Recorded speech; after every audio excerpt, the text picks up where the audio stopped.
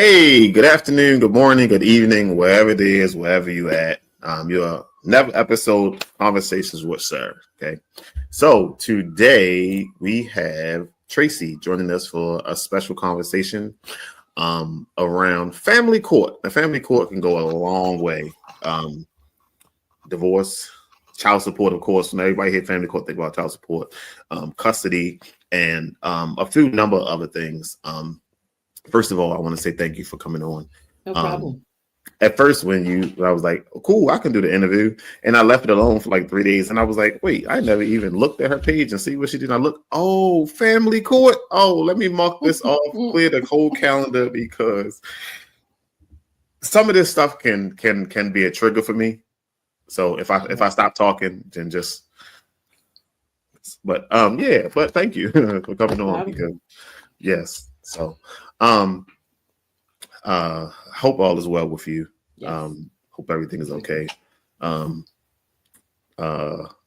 man, I'm just a little excited. I don't want to jump into the questions. I want to let you talk a little bit first before I jump into the questions, because I don't want to start going off the rails, because this train will hit gas and go right off. But introduce yourself to everybody, please. Sure. I'm Tracey Bee. I'm the owner of the Divorce Solutionist. I am a former family law attorney. I'm a mediator. I'm an entrepreneur. I'm a podcaster myself, author, course creator. I'm a whole lot of things. But the one thing that I pride myself on, when it's time for me to leave this place, is doing something that makes an impact, that has an actual impact on humanity, on people overall. And I've been in family law for over 20 years now, and it's not the easiest field of law to be in, because every single issue you can think of comes up in family court. I mean, everything from, like you said, child support to sexual abuse and child abuse, and you name it, it runs the gamut. So it's not easy, but it's fulfilling for me, because I love to serve. I love to serve people. So what I decided to do 4 years ago is to take my legal background and make it into something that can help more people on a larger scale. So now I actually coach people who choose to or want to explore handling their family court case on their own. I teach them everything I know as a lawyer, everything I know from being in several courtrooms, everything I know that I learned as a mediator, and I actually teach people to use those skills on their own so that they can actually get through their child support, divorce, and or custody case, without spending $30,000, $50,000, $100,000 on attorney's fees, only to get disappointed in the end. So that's who I am. That's trigger number one. Because I tell you, they will run your pockets in there. They will run your pockets, but yes. So, why did you get into family law? That's a great question. Actually found me. I happen to have a background in mental health.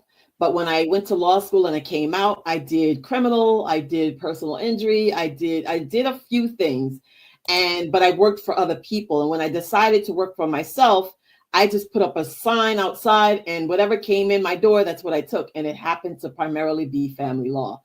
And I wind up sticking with it. I absolutely love it and hate it at the same time. So, and once I got into it and I realized that I can use my background in mental health in my legal profession at the same time, I actually decided to take it and run with it. So that's exactly what I did. That's how I got here where I am right now. So, you know how they got a lot of careers you could get into, and they say, oh, you need to go to school, or you need a bachelor, or you need this, you need that. A lot of these careers you can get into technically with experience.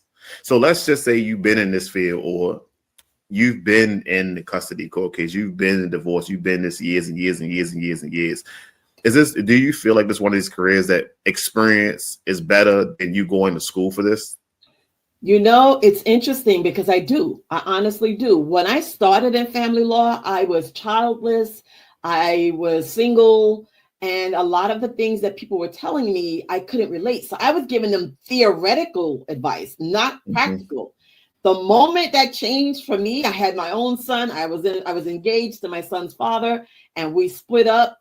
Then it became real. So the way I started talking to people, it changed because now I can empathize. Now I can relate. Yes, school helped me because it helped me develop some analytical skills and all that stuff, but nothing prepared me like having the experience, the background from being in the predicament myself. I went to family court myself with my son's father. So yeah, nothing prepared me as much for doing what I do than going to court and actually having to deal with child support and child custody myself. So yeah, I agree. Yes, absolutely. So he set himself up for failure because he went to court with somebody who already knew the game. And yeah, but he was one of those people. He believed that he could outsmart everybody. So he thought he was going to get in there and win. And I didn't have to say much. The judge looked at him like, "Are you stupid? You're coming in here again." Yeah, but he liked to play, on the edge. He definitely lived his life on the edge. So yeah. I know he was. That's crazy. So I've actually been through the family court system twice. Once when I was a child, and once when I was adult. But later on down the line, hopefully we can. I don't want to throw nobody under the bus, but I do want to dip and dab into it a little bit. So we get there. But a lot of the world changes fast. The law changes quick. There's no bulletin board that says, "Hey, these are all the changes." So how do you keep up with everything that is going on from? And I don't want to say, because I don't know how far you go. So it could be state to state. It could be county to county. It could be universal. You know what I mean? So how do you keep up with all the changes? And I do work with I work with people all over the country now because my services are all virtual, but I keep up with, I join organizations, I follow certain legislatures, certain organizations on social media. I am always reading. I'm always watching videos. I'm always taking courses. It's just so, it is. And I'll never know everything. Right. And sometimes I don't know it until somebody else brings it up to me. And then I explore it and research it on my own. But it's a myriad of things. I actually have to seek it out, but it's definitely something that I make an effort to do because it's important to me to stay abreast of the changes that affect my audience, my clients. Mm-hmm. And is that, so have you ever been in a situation when like you messed up and didn't catch something? Oh yeah, of course. Recently somebody told me about a new law that had come into play in Pennsylvania, and I didn't know about it. I think it's Caitlin's law. It's something similar to that, and it has to do with the domestic violence in custody cases. And I had no clue. And one of my I don't know if it was a client or an audience member, but we were debating and she had to check me and tell me that, yeah, this is what happened. This is new. This has changed. So yeah, I had to go back, do some research. And I actually went live on my business page on Facebook to say that, yes, I was wrong. And this is what the actual correct law says, and this is what it means. And yes, she was right. So yeah, and I have no problem doing that because I want people to trust me. I want people to believe me and know that what I'm talking about is not always going to be correct, but I have no problem going to find it out and coming back and letting them know that, yeah, I did it. I took the time, I took the liberty to check myself too. So yeah, it happens. So how did the feedback be once you say, "Hey, I messed up. This is the correct thing"? Did the feedback be good, or did you get the people be like, "I know she ain't knew what she was talking about"? Like, no, never, because I've been doing this so long, so that doesn't happen often where I mess up, right? So and not even just my audience, other professionals. When you talk to me, when you have a conversation with me, you get the sense that I know what I'm talking about, that I've been doing this for a long time, because I'm always enlightening people about something that they haven't even thought about in the field of family law. So, and that's everybody, that's across the board. So they don't say, "Oh, I knew you," and maybe they do behind my back, but no one has ever said to me, no one's ever said to me, "Hey, I knew you didn't know what you were talking about. You're a farce." I mean, they said other things, but not that. So. Okay. I make mistakes all the time. I pronounce names wrong. I be rushing and I mess up somebody's spelling or something. Like, I do it. People call me out all the time. Listen, I make mistakes. If I can edit it, I'll go back and edit it.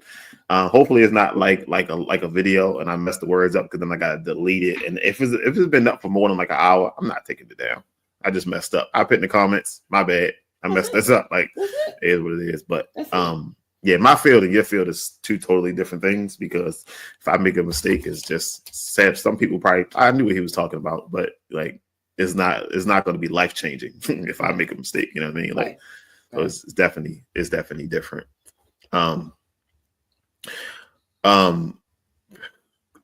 Your job has your career, your field has a lot of ups and downs. A lot. You got some highs and some lows. So, what is some of the most rewarding moments you've had?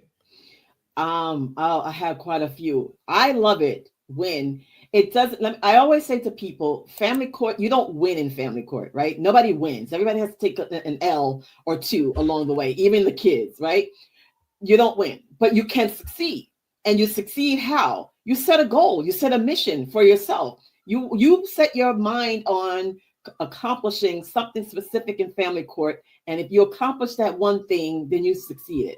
If you didn't win custody, if you didn't win child support, if you didn't win in a divorce, that's fine. But if you succeeded at a goal that you set, then that's fine. What I get a lot from working with people is they'll say to me, thank you. You helped me change my perspective, because yeah, you're right. I didn't win, but I accomplished something. I feel I regained my sense of hope.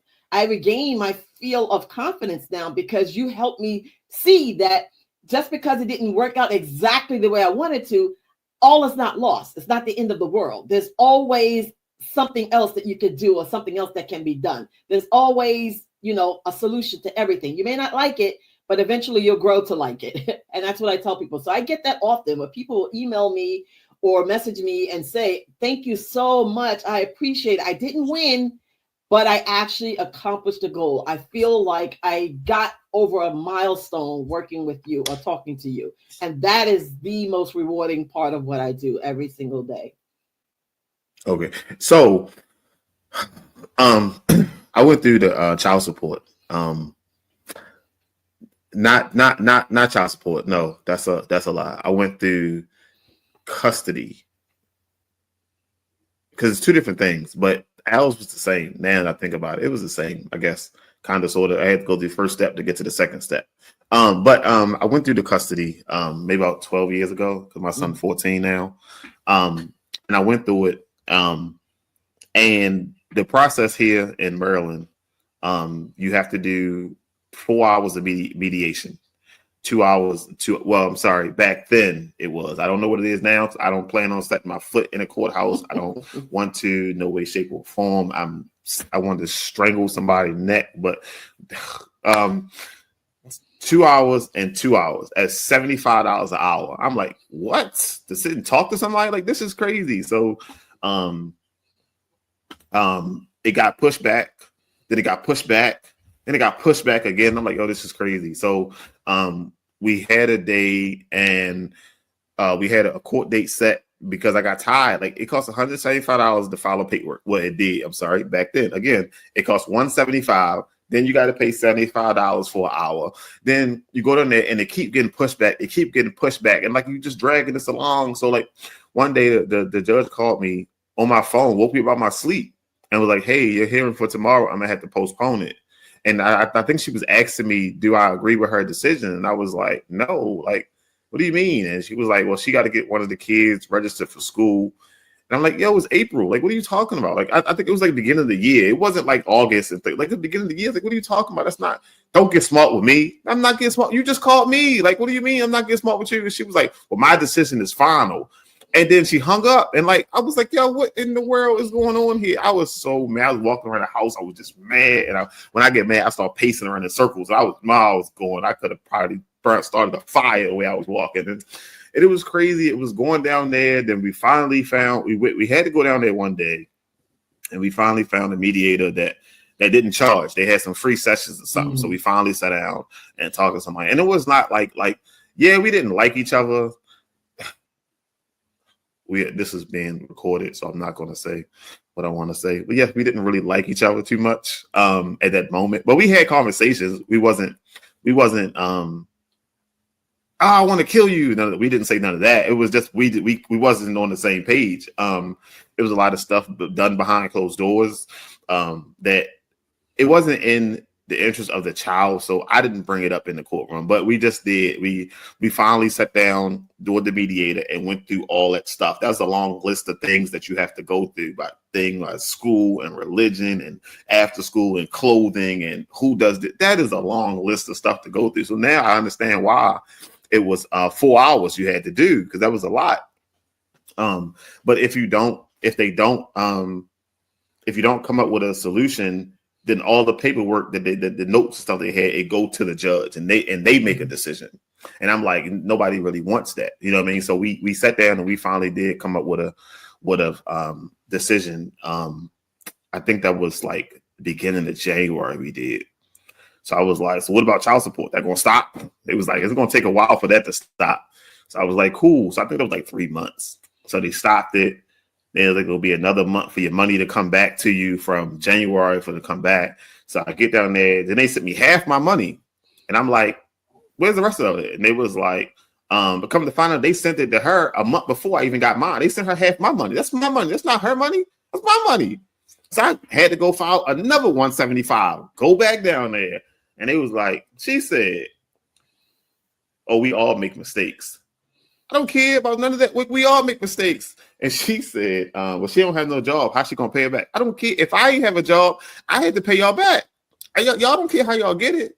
She said, well, you made mistakes. She made mistakes. I made mistakes. So I'm not going to order her to pay it back. What? She said, if you don't like my decision, you can go pay the 175 and file an appeal.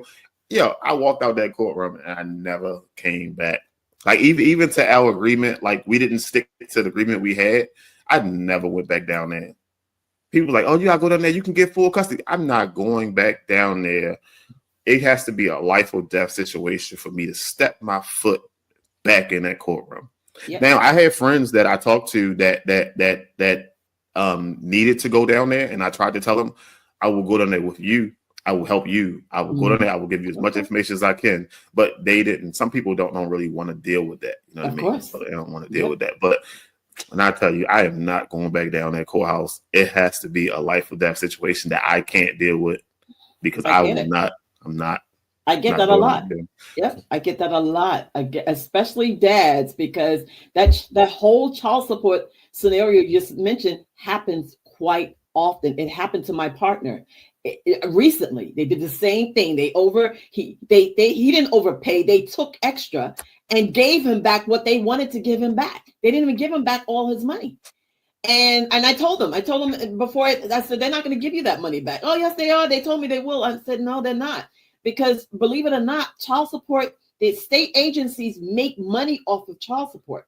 So the more money they collect from you, the better it is for them. They're not in the business of giving money back. They're in the business of taking money that they're not supposed to be taking, and they will not give it back unless you start a whole new case, which takes money to do. So it's kind of like, counterproductive to do that. So yeah, so I'm not surprised that happens, and I hear often, especially dads, I have no business stepping into family court unless somebody drags me there. I'm not going, and I get it. I totally get it.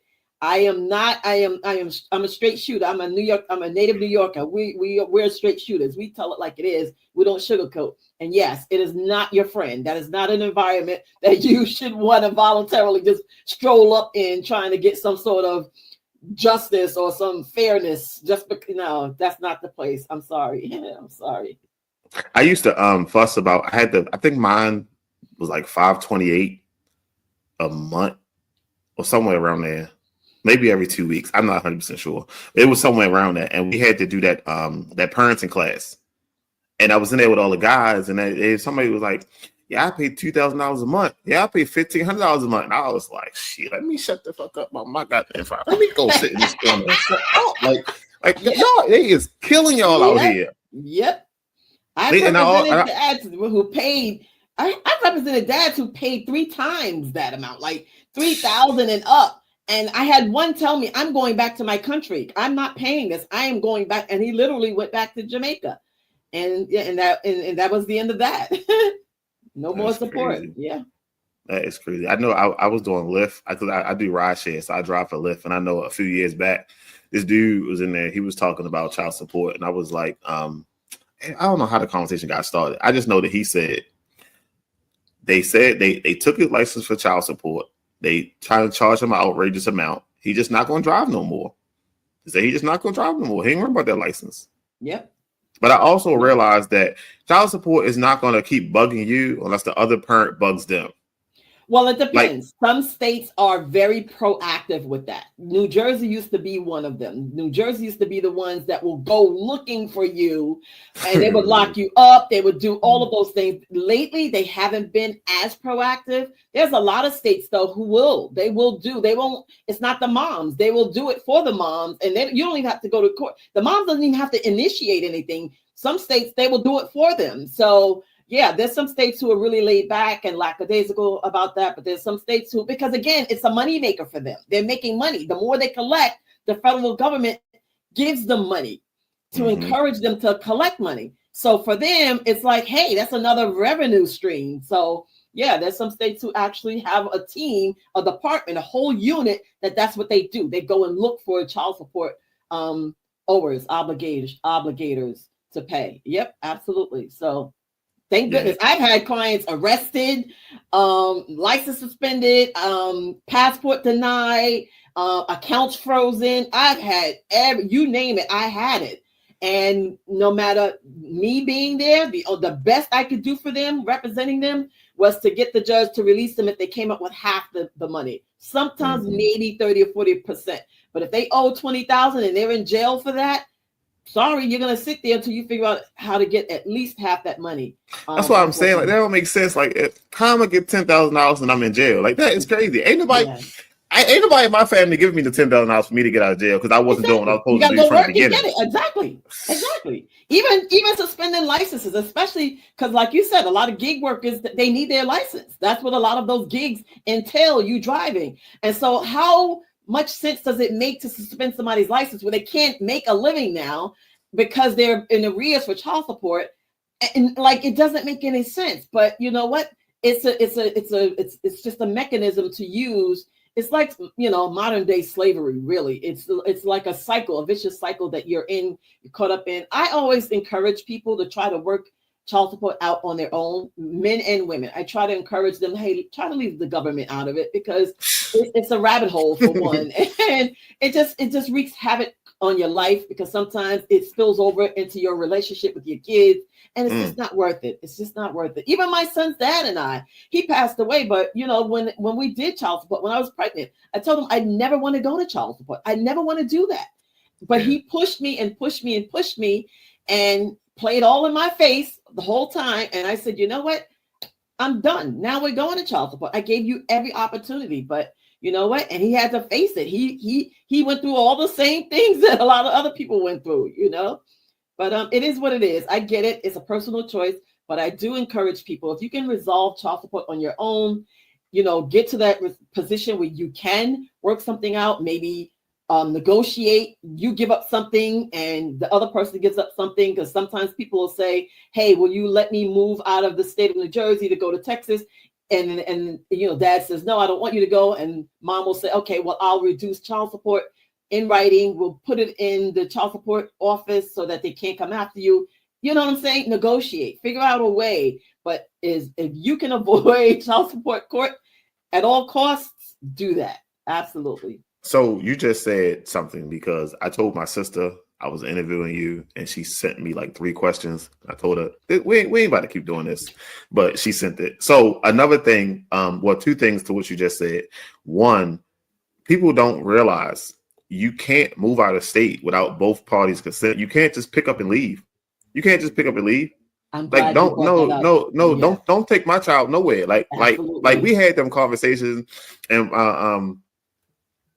my child mother, she wanted to move to Pennsylvania. I don't have a problem with you moving to Pennsylvania.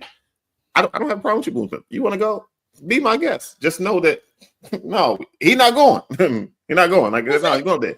Oh, it ain't that far. I know it ain't that far. It's just I'm not doing all that. That's it. I'm not doing all that. But a lot of people don't realize that you can't just pick up and leave. Like, you can't just pick up and leave.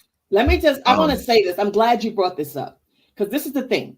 A lot of women believe, I'm not going to put dad's name on the birth certificate. That way he cannot interfere. He cannot stop me from doing whatever I want to do with our child. That is not the case. You cannot use the fact that he's not legal on the birth certificate as a reason, because, and I tell you, some states are no joke when it comes to that. New Jersey is one of them. If dad is not on the birth certificate, all dad has to do is establish paternity. All he has to do is go to court, start the proceeding to make sure he's put on the birth certificate, he's acknowledged as the father, and put in a petition that you're trying to move out of state. Guess what? You can go wherever you want to go, but the judge is going to make you meet that kid right here in the state of New Jersey. And there's some states who are, that's all it takes. So a lot of moms will say, well, he can't stop me because he's not, legally he's not the dad. Well, guess what? It only takes 2 court appearances to change that. Sorry. Or he can't stop me because he hasn't been in the child's life. Well, the judge is going to determine that, my love. Or he can't stop me because I'm only going to the place that we met at. We used to live in that state. We relocated together. Now I want to go back to that state. Sorry, that's not how it works. You absolutely need the father's consent or a court order telling you that you can relocate, especially in some states where they have certain limits. Some places will give you 50 miles. You could go 50 miles outside of where you're currently living, even if it crosses state lines. Okay, that's fine. Some places have 100 miles, but for the most part, you can't relocate across the country if you know that dad is part of the child's life or can be identified, and you don't get their consent or you don't get a court order to do that. It just doesn't happen. And people do that. I've seen people do it anyway. And I had one mom 2 years ago call me crying. Oh, I relocated to California from New Jersey. I went to court today and the judge told me I better bring our kids back to New Jersey by Monday morning. And she wants them in court by Monday morning. And I said, okay, well, why did you leave? Because he wasn't coming to see the kids often. And I didn't think, well, you shouldn't have left. The judge told her, nope, you had no business moving. Bring those kids back. I don't care what you do, but you're bringing those kids back. So she called me expecting me to bail her out of this. How do I avoid bringing them back to court on Monday? I said, you can't. That's a court order. You have to bring them back. So I thought it was like, that was my next question. What happens if they do? So I thought let's say that I take our kid, boom, and go to California and move and the judge give you a week or 2 weeks to bring the kids back. No, they don't give you that much time. You got to just.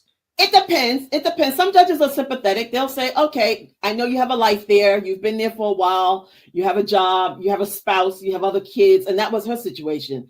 But and so sometimes they'll say, so if you ask them, say like for instance, in her situation, she could have said, Judge, Monday's not feasible. Can I do it? Can you give me 2 weeks? Which she did ask for. The judge was just so livid at her, was so mad. The judge said, no, you're bringing those kids back on Monday. And so now when she got to court on Monday, I haven't spoken to her after that. The judge could have said, okay, now that the kids are here, you can arrange to bring them back to California, but you have to bring them back to Jersey back and forth. Sometimes they do that. It depends on your circumstances. That's a lot of money. Yeah. It depends on your judge. It depends exactly. It depends on your resources. It depends on a lot of things. So, but if you ignore a court order and you decide, I don't care, because I've had somebody from New York call me and say, hey, the New York judge told me to bring my kid back from Florida. I'm not doing it. I said, okay, I hear you. I'm not in the business of telling you what to do, but I'm going to tell you what the consequences are. They can send somebody come and lock your behind up for contempt. They can send a sheriff to your house and have you locked up, and she was crying too on the phone. Well, I don't believe that they're making me bring well, why did you leave without the court's permission in the first place? There's a dad involved. Like, you can't walk around here thinking that you created this kid on your own. there's a dad involved. I would never. And, even when my son's dad and I didn't get along and he moved back to Florida, I'm never going to tell you, you know what? I'm not letting you see your kid because you're in Florida. We're going to bring the kid to Florida to hang out with you and see you because you're his dad. Never mind what goes on between you and I, you're his dad. So it's the same thing, but in reverse. You can't just pick up and leave because you are angry he did this or things are not going your way. He doesn't see the child as much as you think. No, not in this country. The dads have rights, just like moms have rights. You're both parents. So yeah, one of the rare things I realized is, well, I don't know how it is now, but I know when I started, like I called a few people and everybody was like, I really don't know. I've never been through the custody before. Like I don't know. And a lot of people don't know. And men don't know a lot of the rights that they have. And I was one of them people. I didn't know that you got the same say so she got. I just thought because she was the mother, then she make all the rules, and grand to find out that she didn't. And I think that's when our relationship really changed because I was like, nah, I'm not doing that. And then it was just like, once you know better, you do better. Absolutely. And not being rude or disrespectful, but no, that's not how this is going to go. You know what I mean? Like, no, we got to do it a different way. So I'm just so glad. Like me and my child's mother, we talk all the time, and it was like, I'm so glad we're not where we used to be. Like now we be on Instagram sending reels back and forth, like laughing at certain things, talking about the kids and like cracking jokes and stuff. Before, nah, the only crack we was doing was a hammer beside your head. Like that was the only crack we was doing. But I hear that often. I hear that often. Yes. And I am a fan of co-parenting. People who can co-parent civilly. You don't have to be the best of friends doing things together when you're not a couple anymore, but at least be civil because we want to break the cycle, right? We have kids watching everything we do. We have our boys watching our fathers, seeing how to be a man, and we have our girls watching mothers, seeing how to be a woman and seeing how we should be treated. And so we have to keep that in mind. Even when we, things didn't go the way we wanted to, and we can't stand each other, we still have to be mindful that these kids are watching us. They're mimicking us. What do you think they're learning how they're going to be as partners and girlfriends and husbands and wives? They're learning from us. So we have to keep that in mind. Definitely. So I don't want to drain this topic because I promise you, like, child support could be a draining topic. So let's switch a little bit. So let's go to divorce.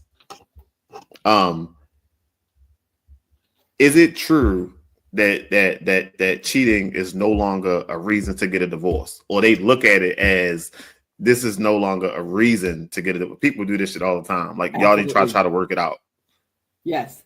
It's still a ground. It's not used often because, and this is what I tell people, because I have, especially, and I hate to sound like I'm, targeting women because, I am not pro mom. I'm not pro dad. I'm pro kid. But I have a lot of women who will come to me and say, hey, he cheated and I want to file for divorce and I want to use the basis of, I want to use adultery. I mean, I recently worked with somebody last year who wanted to take her case to trial on adultery. And I said, number one, it doesn't matter. The judges don't really care that that's why you're getting a divorce. It used to matter years ago when no fault wasn't as rampant as it is right now. Every state has a no fault grounds for divorce. So you don't really need adultery, number one. Number two, adultery used to be used as a factor, and some states it still is, to determine how the property is going to be split up, whether or not you should get alimony or spousal support. So it matters there. But because it takes so much time and effort and resources to actually prove divorce and to actually go to trial of divorce, most people, most lawyers really, and most judges do not encourage filing a divorce on the grounds of adultery. So if y'all not on the same page anymore, that's fine. So I've never been through divorce, so I can't really speak from experience.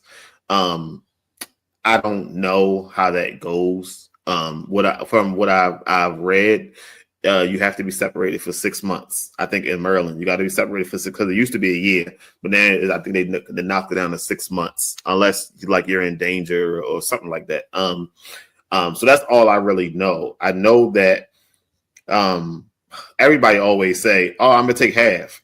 That's not always the case. It's not always that black or white. I do know that. Even if you don't have money, Like you still have to. Somebody gotta pay. What is it called? Alimony. I think that's what it's called. Mm-hmm. Somebody has to pay. I don't know how that even works out. I don't know how they determine that. So I don't know, because I know somebody got divorced before. And I think they said he had to pay $2,500, but the other person wanted it in parts. They didn't want it all at once. I don't. It was crazy, but yeah, I don't know how the divorce court works. So alimony is something that still happens. Yes, people are still getting alimony in 2025, and rightly so in some situations. If you've been married 30, 35, 40 years, and when you got married, both of y'all were broke as hell, and now you're doing well, you accumulated, or the other one party accumulated, hundreds of thousands of dollars in assets and financial gain, then yes. If you acquired that during your marriage, then yes, not only may you get half of whatever that is, but you might be justifiably granted alimony and spousal support, because it's the intention is to actually help you maintain somewhat of the same standard of living that you happen to have when you were married. So, but alimony varies from state to state. Some states use a calculation. They have an actual statutory set of calculations that they do, and in some states just use criteria. They just go in and decide. The judge usually decides based on different factors whether or not they determine how long, they determine how much, and they determine who should actually be the one to pay. So yeah, it still happens. I be saying the social media rants from the celebrities, and they got to pay $30,000 to $40,000 a month. That is outrageous. And people be like, "Oh, that's not enough." Where? In what lifetime? Is it a month? A month? Yeah. Sometimes it's ridiculous. And some people get that twice a month. Exactly. Twice a year. Twice a year. That's some people's what they get in alimony. Some people's salary for the whole year. Absolutely. But that's what it is too. They maintain a standard of living, and they acquired a standard of living, or they got used to a standard of living. And the judge says, you know what, you're entitled to maintain that once you're divorced. So we're going to make the other party pay you $30,000 a month because, he makes $10 million or she makes $10 million a month. So yeah. But a lot of times when you hear that, it's not forever. Someone asked me that recently. Is alimony forever? It's in a lot of states, it's rarely forever. There's just a small percentage of cases where alimony is forever. It's usually for a set period of time, and that's it. Divorce is not an easy process. Not at all. It brings out the worst of people. Yes. As well as child support. Yes. It brings out the worst of people, and people do use the kids as tools and pawns, and that should be the worst thing ever. Yes, that'd be the worst thing ever. But if you don't know, you can't. I don't want to say fight against it, because that's not what we're supposed to be doing. But if you don't know what you're getting into or what you're walking into, then you will be not even a victim. That's not even like the word I want to use, because it's not a victim. You'll be a target. You'll be a target. Yeah, a target. Yeah, because like if you can't move on what you don't know. Absolutely. You're just jumping out there. So you really have to educate yourself. And that's why I do this, because I really want people, to be informed. There's so much information out there now. There's no reason, no excuse why you can't find what you need. I mean, you can go on social media and find other people going through the same thing. There's podcasts, there's YouTube videos, there's TikTok. It's all over the place. And it's unbelievable how people still come to me with such misinformation, because they're getting information from the wrong sources. You got to be mindful of the sources you're getting the information from. It has to be reliable, I mean, some people will argue me down too, like you mentioned about my son's dad. People do that every day. They'll argue me down about the law and about the rules. And I'm like, sweetie, I've been doing this too long. I'm not going to debate you. I know what I'm talking about. Some things I know for a fact. And they'll debate me, especially people who think they know all about child support or all about custody. Oh my goodness, they want to debate me like, oh, you don't know what you're talking about? Okay, go for it, baby. Go off, do your thing. I'm not arguing with you. I'm not getting paid for this argument. So not at all. This one. Not at all. So another question about tax time. And who get the claim? Like, I know. So it was the post going around that Trump said, I'm so sick of talking about Trump. Whoever as paying child support gets to claim the kid. But I seen the one post, but when I Googled it, I didn't see no concrete information explaining it. Yep. So I was like, I don't know. Like, because that if I pay child support for 3 months, do I get to claim the kid on my taxes? Or do you got to pay the whole 12 months? Or do you have to been paying for 5 years? Like how does this work? Like, it's a lot that go into that. You know what I mean? A lot of determining factors. And you can't say, I pay $50 a week, so I'm going to go ahead and claim and get the whole $2,500. You know what I mean? But I think this is... My partner, he came to me last week and said, I heard Trump said, and I said, sweetie, that's not true. And I didn't even look it up. Before I could even look it up, I said to him, that's not true. And then because anytime somebody says something to me, I always look it up to make sure I'm on track. And I looked it up, and like you, I found nothing to that effect. But if you're paying child support, you can ask the court to put in the order that you are to either alternate years, or if there's more than one kid, you get one kid, the other person gets one kid, or 1 and 2, or 2 and 1, or however it goes. But it's not automatic. You have to ask. I mean, including my partner, I said the same thing to him because he was ordered to pay so much. I said, you should have had the judge issue an order, including the order that you are to claim at least one of your kids on alternate years. And he said, well, I didn't think to do that, and it was too late. So, but yeah, because judges do that. They will do that. Again, now it's a whole separate issue with the IRS, because IRS has its own set of rules when it comes to that. But there's a way, But there's a way that the IRS is not going to give you any pushback if both parties agreement that this is what the order says and this is what we're going to do. The IRS will not really give you a lot of pushback. People will say that, but it's not true. The IRS will actually just go along with whatever the two of you agree to, and that's it. So what about the 6 months and the 6 months? If you have joint custody, you should include that in the order. The judge should say that, because if there's no court order, there's nothing making either party do it.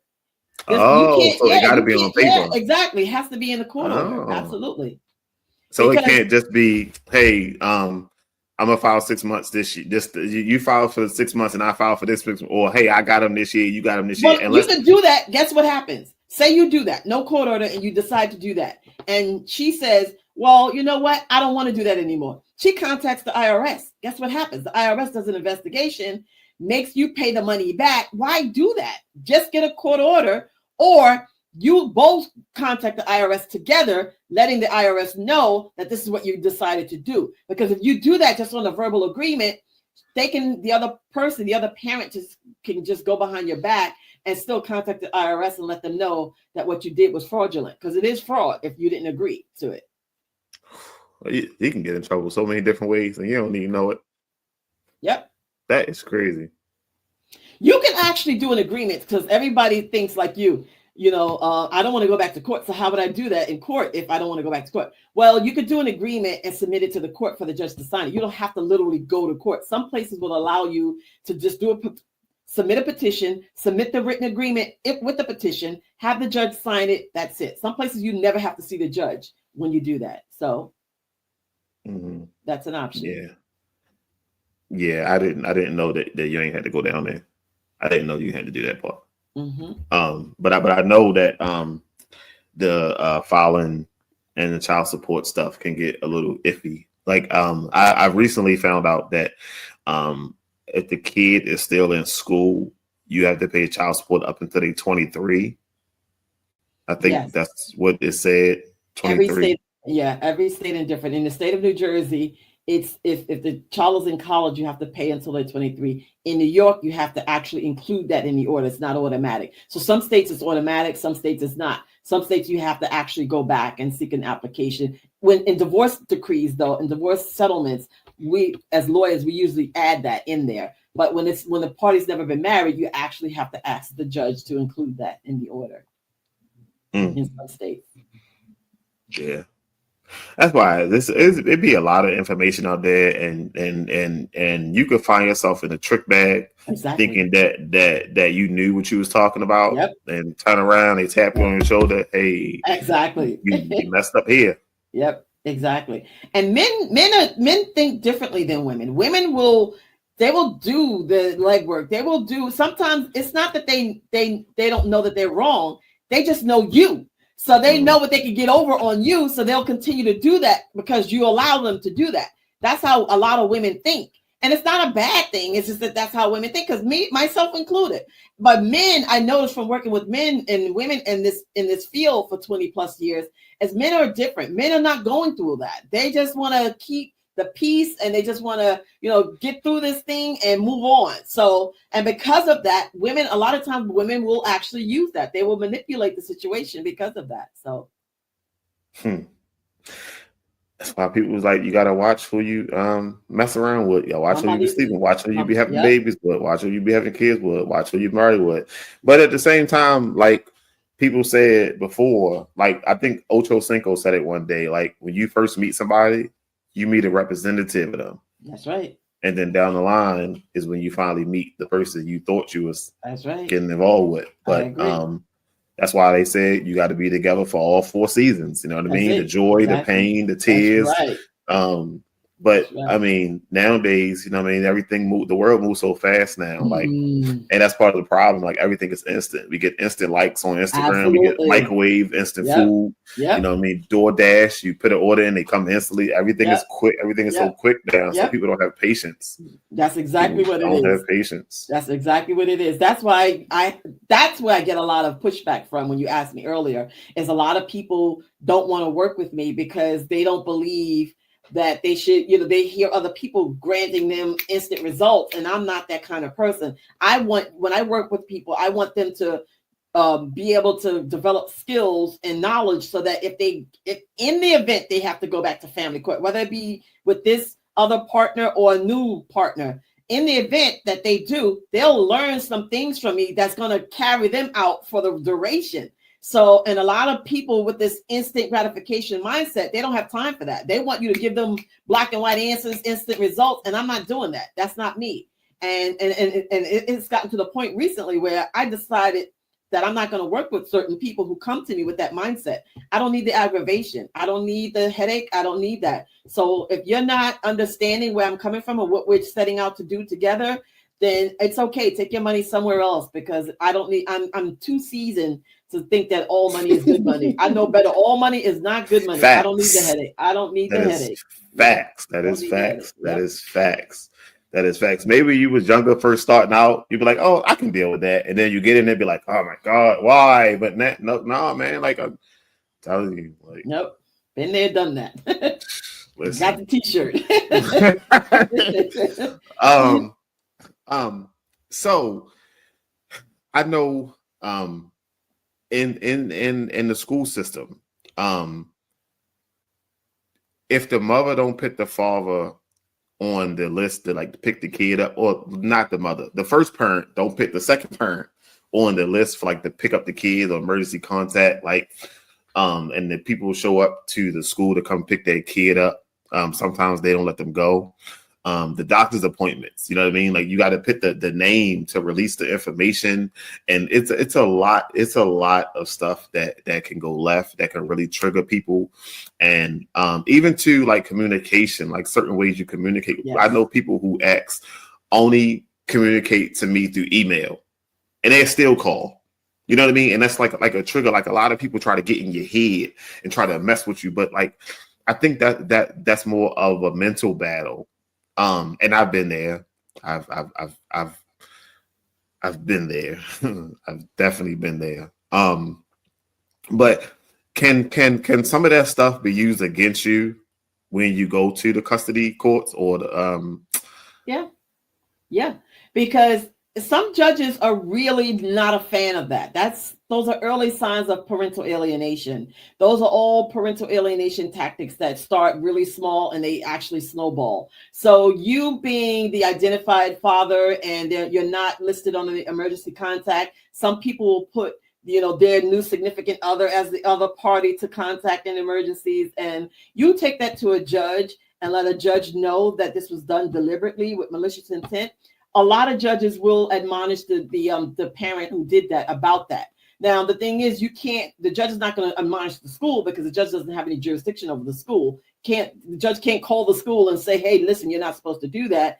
But as the other parent, you have rights to actually go to the school and say, listen, I have a court order now that says that I'm supposed to be the only person listed as the other parent as the emergency contact. And then if they don't comply once you show them a court order saying that, then you go up the chain. You have to deal with the school. You go up to the chancellor of the school or the superintendent if necessary, because they do have a protocol that you're supposed to adhere to. But yeah, those things like that, you bring it to the court's attention.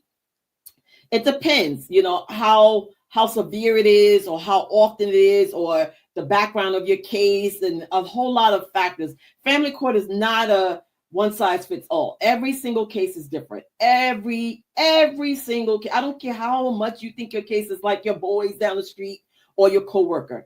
Your judge is different. The courtroom personnel is different. The key players are different. Everything is different. Every single case is handled differently. So if you think that's an issue for you that you don't really like, you bring it to the court's attention in a way that the court cares about it. You don't go in there saying that, oh, I have an issue with this because I'm dad and this is what she's doing and it's pissing me off. You go in there and you listen to the judge's way of looking at things and you speak the judge's language. That's how you get the judge to care about what it is you care about. And that's one of those instances, because I see that a lot too, where the parent will take the kid to the doctor without the other parent's permission or the other parent being informed about doctors, or they'll cut the hair, get the ears pierced, get tattoos, things that they know the other parent is not cool with. They'll do it anyway. But yeah, those are all signs of alienation, very preliminary signs of alienation. And again, sometimes the judge gets to the point where, listen, we're not going to do this. Some judges will be like, oh, it's not a big deal. But some judges, again, there's a way you have to speak the language to the court to make the court care and make it their business. So, yeah. So I'm going to ask you a hypothetical question. I've seen it on social media. So hypothetical question. Okay. We got a custody agreement that I get my son haircut. That's in our agreement. When we went through that whole mediation, we went through that. Mm-hmm. I couldn't get off that weekend to get the haircut when she wanted to, mm-hmm. or I didn't have the time. Mm-hmm. So she got her significant other to go get the haircut. Is that a violation? It's not a violation. Or should we just brush it off? I wouldn't brush it off. I wouldn't bring it. I wouldn't go back. I wouldn't run back to court and say, hey, this is what happened. Because the court is going to be like, all right, well, it's done. We can't unring a bell. What I would do is show a pattern of her doing things mm-hmm. like this. Because again, that's a sign of alienation. Alienation is when one parent turns the child off to the other parent. They start to plant little seeds to make the kid not want to go with dad or mom, or not want to see them, not want to call them, not want to video chat with them. They do little things like that. So now her significant other took your child to get a haircut. So now they bonded. They had a chance to bond. He might have stopped and got him something to eat, his favorite food, or he might have let him do something that dad wouldn't let him do. And so you see where this is going. So now they're in a position where she's establishing that bond and really pushing that on the kid, so that now the kid looks at the new significant other and looks at you, and sometimes is like, ooh, I don't know if I want to go with dad anymore because it's more fun going with mom's new boyfriend. That's alienation. And that's how it usually starts. And so what I always suggest people is to nip that in the bud before it gets worse, because a lot of times it does get worse, where the kid just does not want to talk to you, see you, calls you names, just hate you for no reason, because mom or somebody manipulated their brain to think that you're the worst person on the earth. And that is not their own thought. That's something that they've been planting in their head from, whenever they decided to start doing that. So, yeah. So second one, these videos of these people that are always posting how they bring food for their kid or clothes for their kid, and they were like, oh, you didn't bring something for everybody. I can't even ask how you feel about those, because sometimes to be wild. Like that's not our responsibility. You know what I mean? But because it isn't. I mean, and there's a difference between what's morally wrong and what's legal or unlawful. And I just had this conversation with my partner too. And I said to him, you pay child support. Do you understand that when her birthday comes or Christmas comes, that you're not obligated to give her extra gifts? And he's like, really? I'm like, if you ask a judge, the judge is going to say child support is supposed to cover that. But when you ask a mom, the mom was like, well, why wouldn't he buy her extra gifts for her birthday or Christmas? I'm not saying morally he should do that. I'm saying legally he doesn't have to. So for me, from a legal standpoint, no, that's not his kids. He don't have to bring food to the house for all the kids in the house. Now, me as a mom and a person, my mom raised me to never do that. You never bring, my mom raised us that way. If there's 5 kids in the house, you don't bring one kid stuff when there's 4 other kids. And I'm like that. I would never do that. If I only had enough to get one kid, I'm going to pull the kid aside and not let the other 4 kids know that this one kid had that. So by the time the other 4 kids find out, I'm gone. So I'm not the bad person anymore. You know what I'm saying? But my mother raised us. If you don't have enough for 5 kids, then you either buy something cheaper or you get them something. So you get a meal for the one and you may get a soda for the other 4. That's how I was raised. But it's no right or wrong to me. I don't think people should be feeling like, and that's what I hate about social media. People are constantly judging other people about what they do. That gets on my nerves. Like, shut the F up. You know, you don't know that person's circumstances or background. You don't know. You're just seeing a 5-minute clip, a 5-second clip, and all of a sudden you know all the answers. That gets on my nerves, and I'm constantly getting cursed out on social media because I told you I'm a native New Yorker. We are straight shooters. We call it exactly how we see it. I don't care if I hurt your feelings or if I ruffle feathers. That's your problem. You got to go off and deal with that. I'm going to go and sleep comfortably tonight, you know, but that's social media for you. Oh, how could he do that? Well, he did it. You know, maybe that's not the thing you would do, but he's not the scum of the earth. You don't know anything about the background of him and those other kids or those other kids' parents or nothing. You don't know anything. So, and I'm in the business of trying to cut people some slack, trying to understand that sometimes people fighting demons we know nothing about. And so we only see the tail end of it or the part that they show us. We don't know what's going on in there, you know, within them. So, yeah. So I think I learned,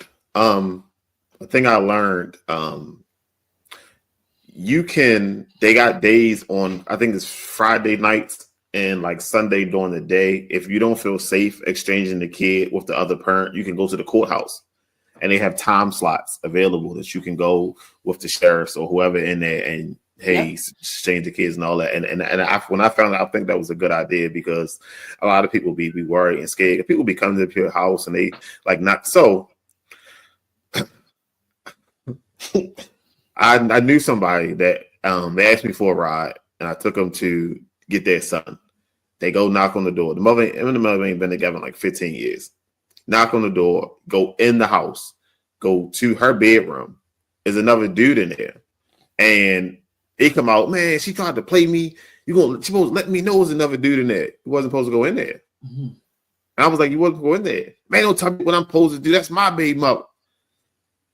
Sir, that could have went left 17 different ways. Exactly. You could have opened that door if you could have blew your head off. You know what I mean? It could have went left 17 different ways. Like you don't know. Like you got to stay out of that. But like at certain places they have in place, certain things they have in place. And if we don't know, then we won't use them. Right. There's a lot of programs out here that really help you. But again, if we don't know, we won't use them. Absolutely. Now, me, I don't want to go back down there. You know, I don't want to go back down to that courthouse. It's very few people that I've had conversations with that I will help them. I don't want to go back down there. I will help anybody from my experience. I can't tell you what to do. I can only give you my experience because there was nobody there to help me. There was nobody there to help me. So there is a lot of places like that exchanging the kid at the courthouse is a very, very good idea. Yes. Right. You got cameras. Yep. You got witnesses. Yep. Exactly. You got safety. Exactly. And you got a time slot that you have to be there. Exactly. I love that. Exactly.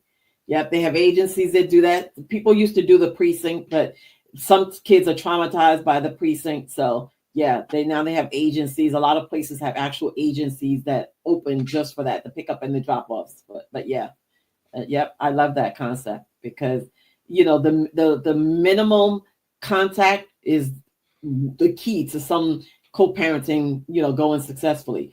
Keep the contact to the bare minimum between the parents so that there's no room for any kind of, conflict, extra conflict that's unnecessary. Yeah.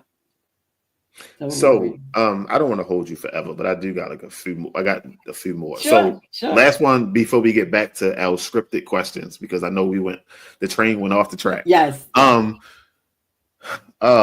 What's the difference between coming to you and going to legal aid besides having to, I guess, pay? So legal aid is they'll actually go to court with you. I don't go to court with anybody anymore because I help people handle their own case. Legal aid, they actually represent you. Now, people don't know about legal aid, though, because and it's free. What people don't know about legal aid is that they only help you to a certain degree. If your case is going longer than it needs to be from their perspective, at some point they're going to dump you. They are, because they're federal, they're publicly funded. They get grants. So they get, and they try to help as many people as they can. So in most cases, if your case it didn't settle and it has to go to trial, legal aid is going to say, sorry, I have to go. I can't do this. I have other cases that I need to tend to. Me, I am helping you at every single step along the way, help you develop the skills, find the information, even down to scripts and language to speak and what, rules and laws apply to your case and what they mean for you. Like it's like having me in your back pocket. It's just that I'm not speaking for you in court, but I'm in your back pocket because everything you're saying in court is based off of what we talked about, what I coached you on. Everything you submit to court is basically on what I coached you on. Everything you say with the other party is, again, based on what we talked about, what I taught you, what I revealed to you. Everything, every aspect of your case, I'm actually involved in, and I'm helping you come up with a way to deal with, you name it, everything. And that's the difference, is because, and a lot of lawyers don't have the time to do that. That's why some of my clients do actually have lawyers, because they don't feel comfortable going to court speaking for themselves. And actually, in some cases, they shouldn't go to court speaking for themselves.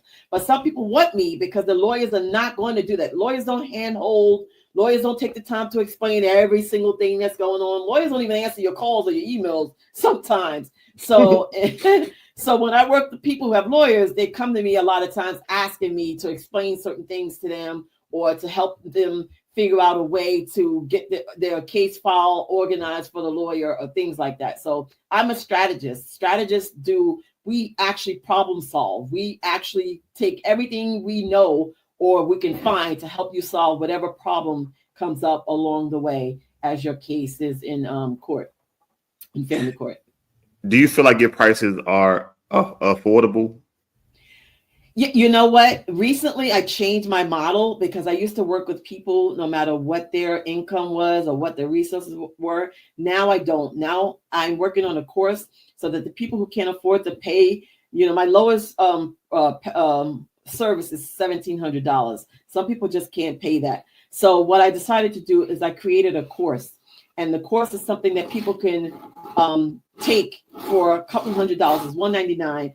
They can actually everything I would possibly teach you with us working with each other. You can get it in the course now. So so that people don't feel like, hey, I can't afford you, but I need you. Well, now you can do the course. And the good thing about the course is once a month I will do a live Q&A where we go on a group video chat, and I'll answer questions about things that you have about family court in the process. So, but my prices, if you sign up with me for 1 month, work with me for 1 month, is $1,700. I guarantee you're saving at least $10,000 in lawyers' fees. So you do the math. So you don't want to spend that 10, and you have it. You just don't want to spend it. You're going to spend that $1,700 because I'm going to teach you everything. The only difference is if you decided to rely on the lawyer, the lawyer's going to go into the courtroom and speak for you. You don't have to speak for yourself. But you decided to spend that $1,700 with me. Even if you have a lawyer, you're still going to save at least $10,000 in lawyer's fees, because the things I'm going to teach you in that month, it's going to save you from the need to email and text and call your lawyer 20 times a week, running up those legal fees. So yeah, but I think it's reasonable. I think I should raise my rates actually, because nobody does what I do. Nobody does what I do. You have divorce coaches out there. You have custody coaches out there. You have all these people out there but they all focus on the emotional. Custody coaches are just people who went through a custody case on their own, and now they think they're an expert and they want to show you what worked. That's not how it works. I actually work with everybody based on your circumstances. I look up your judge to find out who your judge is and how they make decisions. I look up all the lawyers involved in your case to see what their background is and how they what their track record is. I look up everything I could possibly think that we could use as leverage. That's what I'm going to do, and we're going to fit that into what I call a case plan, a case map, a game plan that's actually only relevant to you and your circumstances and your case. Nobody else is going to do that. Nobody else does that. That's why my title is trademark, Family Court Strategist, trademark, because nobody else can claim that but me. So do you ever had a case that you feel like was too much with you, too much for you, so you had to send it up? You had to recommend them to go up to a higher level, or I guess to a lawyer? Yes, because some, like those parental alienation cases I was talking about, those get really sad. They get ugly, and they need an expert. They need a psychologist to come in and testify, to meet with the family, and that runs into tens of thousands of dollars. I don't think people should be trying to represent themselves in a parental alienation case. I just don't. And so if they come to me and they're knee deep in a case like that, I tell them, no, I don't want to touch this. I can coach you on the practical side, but you need to have a lawyer. You absolutely need to have a lawyer, and the lawyer needs to have a team. There needs to be a team involved, and that's going to cost them. And so, yeah, I'll be a part of that team, but I'm not working with anybody one-on-one in a situation like that. I just can't. I just don't think it's fair for me to do that. One lawyer is pretty expensive. You talking about a team?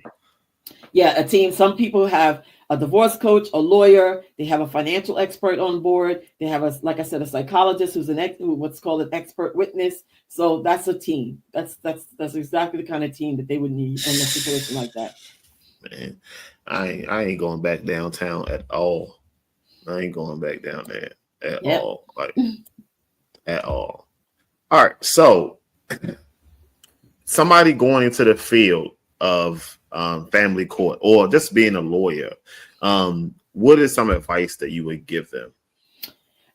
You have to be open-minded. You have to you can't just think one way and that's it.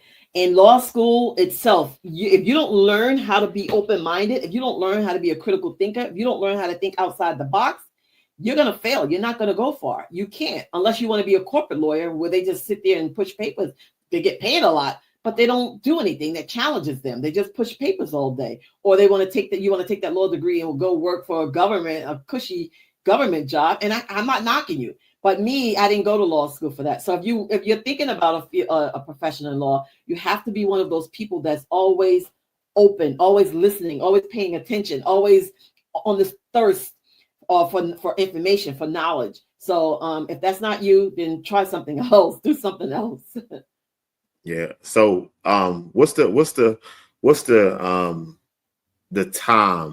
time wise do you feel like somebody would have to put in to be not an expert but even relevant as a representative in family court? People who just pass the bar and go into family court, nah, I'm not taking them seriously. If they haven't been in family court for at least 3 years, because family court, there's so much going on. They haven't been in family court for at least 3 years. They can have a conversation with me, but I'm not listening to them too much because they need to fully get immersed in all. Family court is corruption, is bias, is money laundering, is trafficking, it's all of that. So if you walking around here, oh, family court is for the best interest of the child, and that's what's going to happen, and you're a lawyer, I'm not taking you seriously. I can't take you seriously because we know family court is way more than that. It's a zoo. it's a circus. It's a nightmare, and let's call it what it is. So if you're not being in it for at least 3 years, then you're really still green. You're still wet. You're not really talking anything that makes any sense. So go to law school, do the 4 years in law school, come out, work with somebody who's going to show you the ropes, and then go out there and learn on your own. But yeah, 3 to 5 years is pretty solid. Yeah. So I at first I wanted to be I wanted to be a family counselor because as younger, we went through a lot with our mother, father, the family, custody, my grandmother, um, and I wanted to be a family a therapist. I think that's what it was, proper therapist. Um, but somewhere in life that just changed and shifted. Where I don't know. I don't know where it shifted at, but I went through a lot as a child, and I didn't want nobody to go through that stuff that we had to go through, and that's what I wanted to be, but I didn't go that path. I do a lot of help with the mentorships, stuff like that, but yeah, as far as going to school, I think it's when I went back to school. I went back to school for computers and networking, and for the first 30 days, they were showing me all the buttons on the keyboard, how to cut it on, what to do if you don't have a mouse. I ain't had time for all that shit. I left. I dipped off. I left. I got to go get some money. I dipped off. And I think that's where it lost me at, because I knew that you got to put that time and that effort into that, because I learned by experience. Let me mess up. I learned by hands on. And you can't sit here and explain things to me, because my mind will listen and then swoop, gone. And I'm thinking about what I'm gonna eat for dinner while you still talking. You know what I mean? But I get it. You got to know your strengths and weaknesses. So that exactly. You do. That's it. You got to be true with yourself. You have to. I'm a firm believer. All that, I need to say things a certain way to sound professional, or no, I'm done. This is it. This is who I am. We'll take it or leave it. Yeah. So you have to be true to yourself and to be true to other people, because a lot of people see through the smoke and mirrors. They see through the facade. They see through all of that. So, hey, this is it. This is what it is. So I agree. I'm trying to tell you, man. Like this thing called life. I know there is no rule book on this thing called life. You're going flipping a different page every day, and hopefully this chapter is good for you. And you know what I mean? Hopefully this chapter you're reading don't let you know what's going to fall apart in the next chapter. You know what I mean? Like, and I don't know who didn't write the rule book on life, and who's at fault for not writing the rule book on life and things like that. Because, man, I'm telling you, it's been a struggle. It's been a struggle. It's been a journey. But you know what? Every day you wake up is another opportunity to get to do it all over again. And so that's a blessing, because I am not a woe is me. All life is just beat me down. I'm the kind of person who'll say, yeah, it didn't work out exactly the way I wanted it to. But guess what? I'm alive today. I'm doing it. I'm making moves to make it work out the way I want it to work out. And that's been my philosophy for the last, I don't know how long. And that's what I tell people. And that's exactly why people like working with me. Listen, my slogan is your gain, your loss is your gain, because it's a loss. Yeah, but you're going to gain something if you look at it that way. It's all it takes is a decision for you to say, listen, I'm not losing. I'm not letting this beat me down. I'm down for a minute, but I'm going to get right back up. So, and that's it. That's life. You fall down, get back up. There's another chance. You're not dead. It didn't kill you. You're still here. So what's your excuse? Go ahead. Get back on the track. Get back on that horse. Yeah. I did go through a dark spot. I think we all do. December, not last year, the year before last. Because I've been running SamzSportz since 2015. It took me 7 years for people to really start seeing what I was doing. And then I'm telling you, like, I'm putting up stuff like sports wise, getting 1,000 comments. We getting 200 or 300 views on all those shows. And then this guy reached out. He was like, hey, I like what y'all do. I wanted to work together. So I asked him, what do you do? Or what can you bring to the table? And the way he explained it, we already got somebody to do that. I got somebody that one of my guys do. He make all our artwork. He does all that. Like and in his sleep, he does great work. He flagged me for child abuse, sexual misconduct, bullying. Day after day, it took everything. We lost everything. Like I was like 60 million. I was reaching like 60 million people, 62 million people. We was getting paid through the stuff. Like we lost the money, the page, everything. And Facebook was like, don't click links. It's not a link. I emailed the dude like, why would you do that? Oh, I just wanted to make sure I had your attention. I got the email thread from him and everything. But God. I don't know. And I never pursued it because I was like, I'm gonna sue this dude. I looked up his name. He worked in New York. He a branch off of a big company. Like I did all that research. Like I was red. I was red. I was hot. Somebody was like, "Oh man, just start over."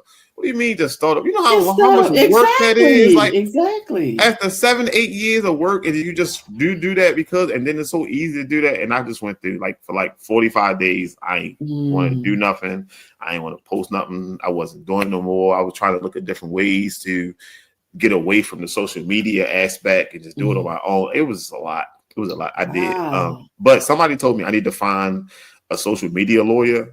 And I was like, a defamation. That's defamation. You need to find because he defamed you. And when someone defames you like that and it costs you money, you have a stronger chance of actually getting damages. Because some people think defamation is just somebody's just bad mouthing you. No, the other part of it is you have to have lost some money, some revenue behind it. And so, yeah, you need to get a defamation lawyer. Yeah. Let me write this down right now. Yes. Because I'm telling you, I went through a dark spot. I can imagine. Yeah. Terrible. And now we starting over. We had I think our followers was at 25,000 followers. Now I think we had 1,200 right now, something like that. But it's a slow process. It is, but you're not giving up because that's what sets us apart. The ones who stay determined. I've hit rough spots too. I still forge on. I'm like, I gotta start all over. I'm rebuilding my audience. But you know what? I'm not giving up because Steve Jobs and these people don't give up. They just keep pushing through and that's it. That's what I'm doing. I'm like, hey, listen. God willing. God said that He give you back everything you lost 10 times over. Exactly. Everything you lost. Just had the faith. So that's it. Gotta believe it. That's it. I'm a firm believer. Yep. All right. So last thing. 5 things that people get wrong about family court. Ooh, that's easy. Number one, they think it's about fairness. They think, I'm gonna get treated fairly because family court is not about fairness. Number two, they think that the judge is gonna do what's best for the child because of the best interest. Well, the best interest of the child is not what you think it is, my love. It is nothing about what you think it is. It's what the judge thinks it is, and a lot of times it does not coincide with your version of what the best interest of the child is.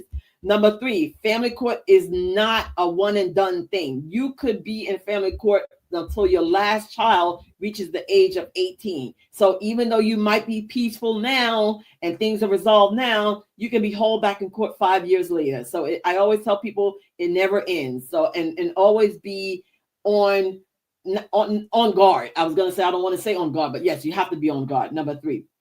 Number 4, you don't have to actually spend $50,000 to substantiate or justify you fighting a case. That's so not 2025. You don't have to spend more than $2,000 and still prevail and get exactly the outcome you want in family court. There's so many options out there. So many. It's no excuse. And number 5, stop listening to people on social media telling you that they know the law and this is what happened to their case. Every single case is different. Every single case. If it's one little fact that changes the dynamics of your case, guess what? That can change the overall outcome in your case as well. So those are the 5 things that people always get wrong. And I'm always correcting people about 50 other things that they always get wrong about family court. That's my job. That's my mission. That's crazy. You would say, don't listen to people on social media. Their information is free. I got to pay you. I can go on TikTok and find 7 lawyers right now. No, you could go on if you go on any of my social media, I'm always schooling people. That's what people email me sometimes, not because I work with them, just from listening to my podcast or reading my social media posts. I'm putting information out there. I'm spreading the message out there. They're always telling me, Tracey, nobody else would tell me this. No one else would tell me this. And I just got this from you for free, just from reading your post. That's what I do. So now don't listen to, when I say don't listen to people on social media, I mean in those groups. Oh, everybody's a lawyer on Facebook. Everybody's a doctor. Facebook is giving out all these honorary degrees in all these disciplines, and these people don't know what the hell they're talking about. Everybody's professional on Facebook. Everybody know all the answers. And then once you get 100,000 views, you should get a plaque on the wall, right? 100,000 views, that means you know what you're talking about. Yeah. Okay. I know better. So. Oh man. All right. So I can't even ask that because you already said that 17 times. I already asked why come to you, but you already answered that 17 times already. You're sick of being beat down, cheated, disrespected, unheard, ripped off, you name it. If you're sick of that, come to me. We don't even have to work together for a whole month. Come to me and have a 1-hour strategy session with me. I can assure you, when that session is done, you'll have 5 things about your case that no one ever told you about. That's going to change the way you approach your case from after we speak moving forward. So that's why they should come to me. You can have a lawyer, you can have a mediator, you can be working with whomever you want. Come have one conversation with me. I can assure you, I'll give you 5 different things that you never thought about that's going to change the direction of your case. Guaranteed. If I don't, I'll give you another hour for free. So what if they come to you and say, hey, I heard you on the SamzSportz podcast? Okay, let's do it. Let's work. Hey, what do you want? Tell me what you need. Tell me what you listen. I don't want anything. I just want to send people to get the correct information. You know what I mean? I don't really care about pats on the back and things like that. Just let me know. I'm big on that. I just met somebody yesterday who wrote a book, and I told her, I'm buying your book and I'm putting it on my social media, and I will mention it in my podcast because we're no man is an island. We need each other. You know, we're out here to do, especially if you're doing good. I saw that you're a football coach. I love any Black man that chooses to spend his time working with kids or anybody in that respect. I commend you because it's not easy. And that's what my son needs right now. It is. So especially because so I'm big on saying, hey, let me shout out such and such, especially when I follow you and I'm tagging you. And I'm big on that. So I have no problem with that. If they come to me and they say, hey, I heard you on the show. Yeah, he's a good dude. Yeah, he asked me a whole lot of questions I didn't expect, but he's a good dude. Sometimes I'm telling you, like I tell you, once that train start rolling, it rolls. But I love that. I love that. So how often do you do your podcast? Right now, since January, I do it bi-monthly. So it's bi-weekly, I mean. I used to do it every week, but right now I'm working on my course and my courses. And it's really time consuming. So maybe until about April, I'll be doing it bi-weekly. And then I'll resume back to doing it every week.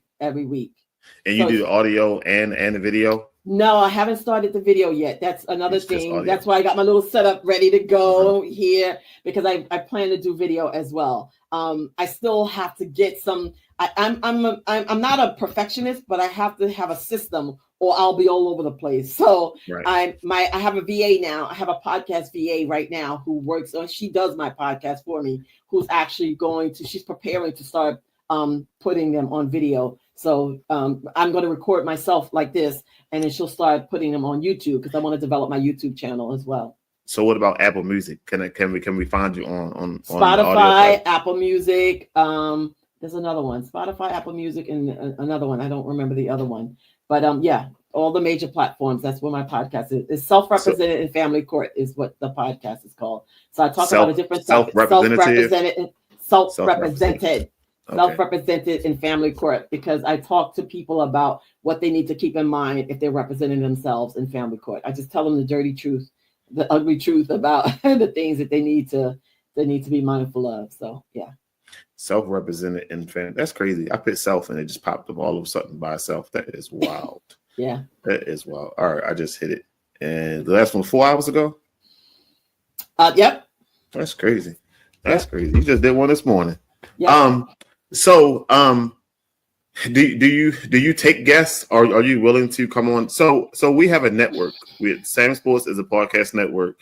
We got people in Jersey, Philly, Carolinas, California, Louisiana, Atlanta, Arizona. We got a network of people that we work with directly. So I know 2 people right now is going to reach out to you. One of them is in Jersey. They do an in-studio show. So okay. They might be reaching out to you, and the other one might be virtual. But I promise you, I know how they get down. They're going to be like, yo, I need information. And I'm like, calm down. This is my interview. Okay? calm down. But that's what we do. We try to help each other. I love it. You know what I mean? So if well, you're like, see, people like you are like people. Right now, I'm still doing it by myself because I'm trying to establish a message. My podcast is not it serves multifunction, but right now, my primary focus is getting that message.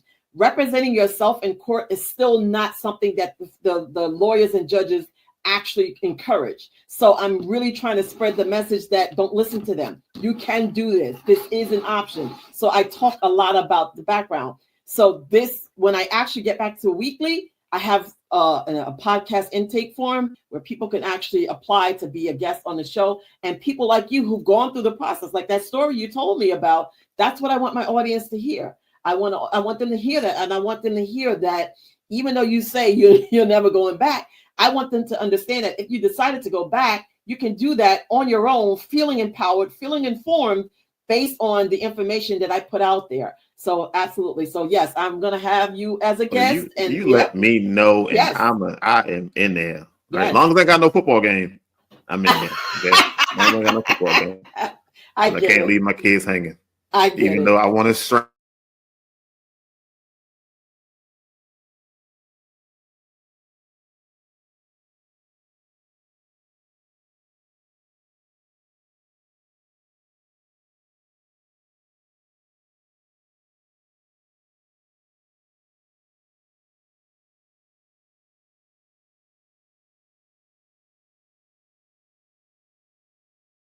Podcast, and they will not comment. I'm talking to you. They will not comment.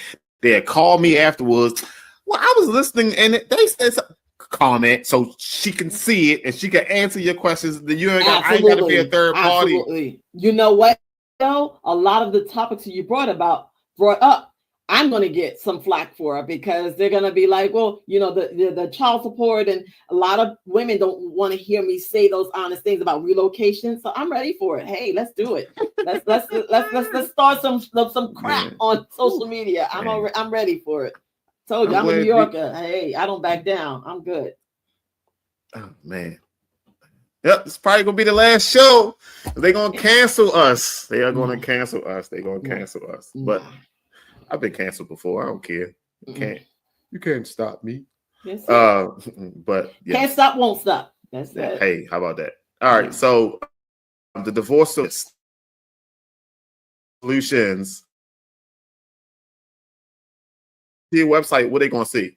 They're going to see information about me. They're going to see how I can help them. They're going to see some testimonials. They're going to see, so much information on my website, way too much. But they're going to be like, oh, I need her. I didn't know I needed her, but I need her. Yeah, that's what they're going to see. Yep. Okay. Well, I thank you for coming on for the last time. Thank you for having me. Thank you so much for having me. This has been fun. Yes. Yeah. So I'm about to get out of here now. Okay. Anything I want this? I feel like I'm missing something. I don't know. Don't worry about it. Listen, this has been a great. I ain't about to add another 30 minutes on to this. You can always have me back. I don't have a problem with them. Yeah, got you. Don't worry about it. No problem. I got you. Yep, I definitely got you.